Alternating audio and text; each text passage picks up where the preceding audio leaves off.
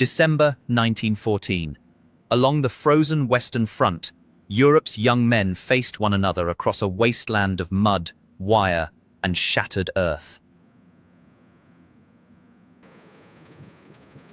The war was only 5 months old, yet every promise of a quick victory had vanished beneath artillery smoke and endless trenches.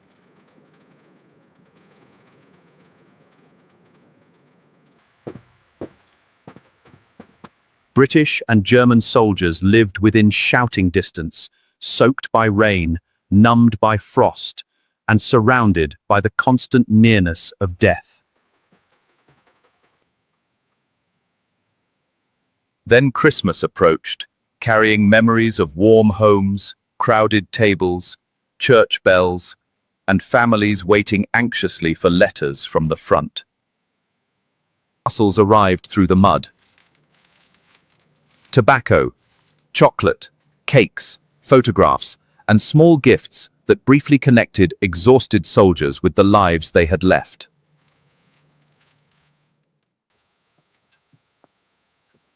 Across many sectors, the opposing trenches stood so close that men heard enemy conversations, songs, coughing, and the clatter of cooking tins. Military leaders had not arranged peace. Any pause would begin below, among ordinary soldiers who understood the same cold, fear, and loneliness.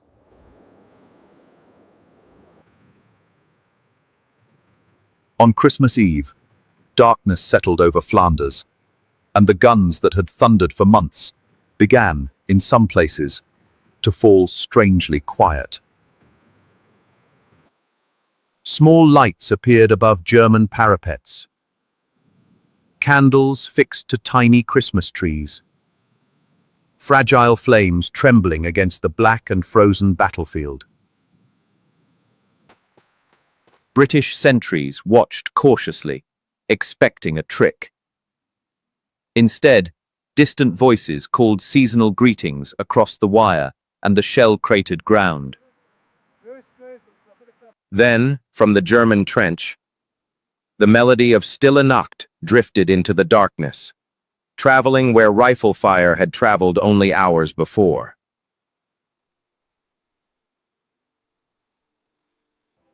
British troops recognized the familiar melody. Across no man's land, the song created a connection stronger than language, orders, or military uniforms. Other carols followed, answered trench by trench, until enemies who could not share every word discovered that they could share a song.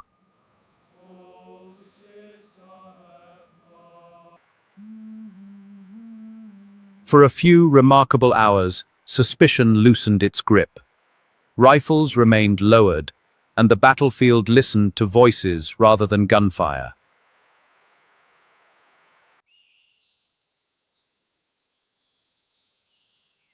Christmas morning revealed frost across the mud, broken trees, tangled wire, and fallen bodies that neither side had safely recovered.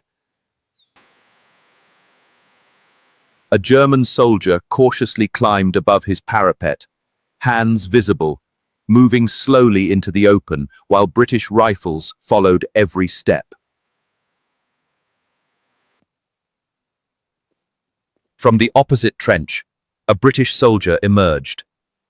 He carried no weapon, only uncertainty, and walked toward the stranger waiting halfway. The two men met between their armies. A careful greeting became a handshake. An ordinary human gesture made extraordinary by war.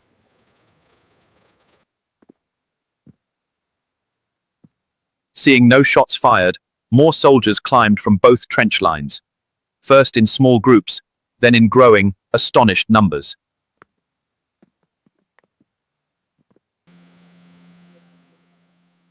They studied faces once hidden behind rifle sights and discovered tired young men, not the monsters described by rumors and propaganda.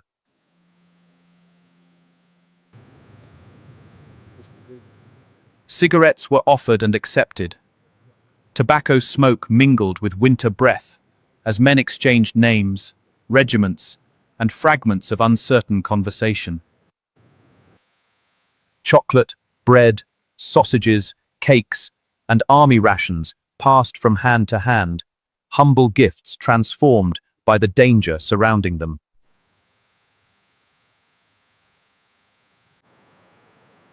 Buttons, badges, postcards, and coins became souvenirs. Small proof that, on this morning, an enemy had stood close enough to touch. Some soldiers showed photographs of wives, parents, children, and sweethearts, revealing the private worlds carried inside every uniform beneath the mud and cold. Laughter rose over no man's land. Men compared equipment, attempted each other's languages, and discovered humor where military maps showed only hostility. But beneath the celebration lay unfinished grief. The dead still rested between the trenches, frozen in ground neither side could approach before.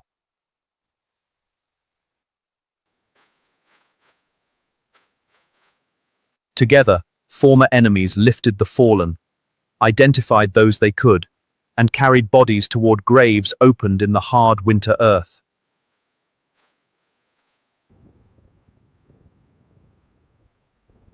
For a moment, the battlefield became a cemetery rather than a killing ground, and shared mourning gave the truce its deepest meaning. Elsewhere, someone produced a football, or perhaps an improvised ball, and invited nearby soldiers into a rough, cheerful game across the mud. There were no marked lines, proper goals, or official scorekeepers.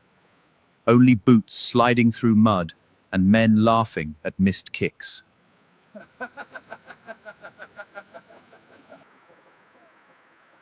Later, memories turned football into the truce's greatest legend, though matches differed by location and many sectors played none at all.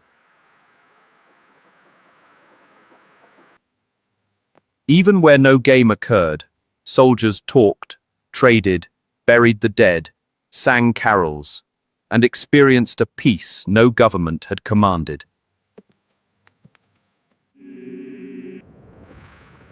The truce was never universal.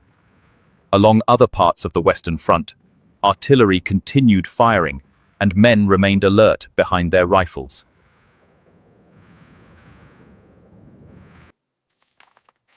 Senior commanders feared that friendship would weaken discipline. Orders warned soldiers against communicating or forming friendly relations with the enemy.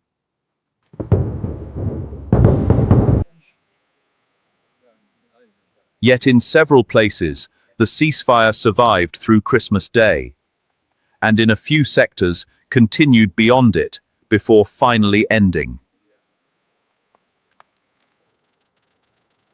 As daylight faded, men returned reluctantly toward their own trenches, carrying exchanged gifts and memories that official reports could never fully contain.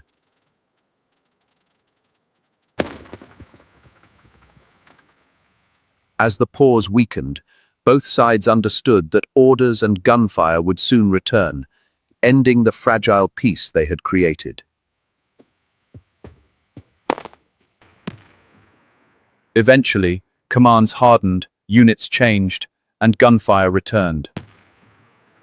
The shared ground between the trenches again became a deadly frontier for both sides.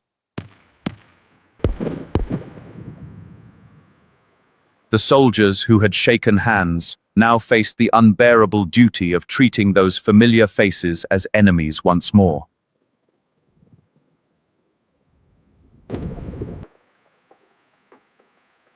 In letters home, witnesses described lights, songs, handshakes, burials, gifts, and football. Details that sounded impossible even to their families. News slowly reached the public, while military authorities tried to prevent fraternization from becoming an example other soldiers might follow.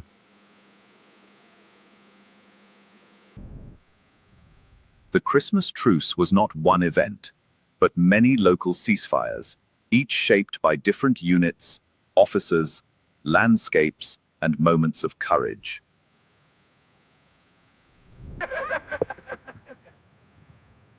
Later retellings polished the story into myth, yet its essential truth remains. Many soldiers across scattered sectors chose, briefly, not to kill. The same widespread truce never returned.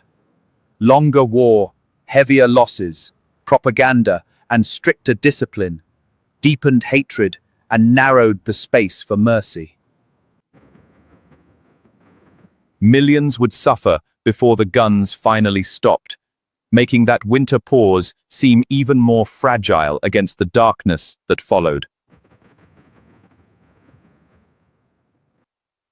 Today, the truce endures not as proof that war was gentle, but as evidence that humanity could survive inside its machinery.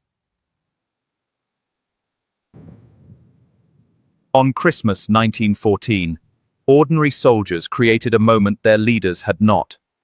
Enemies met as men, and silence became an act of courage.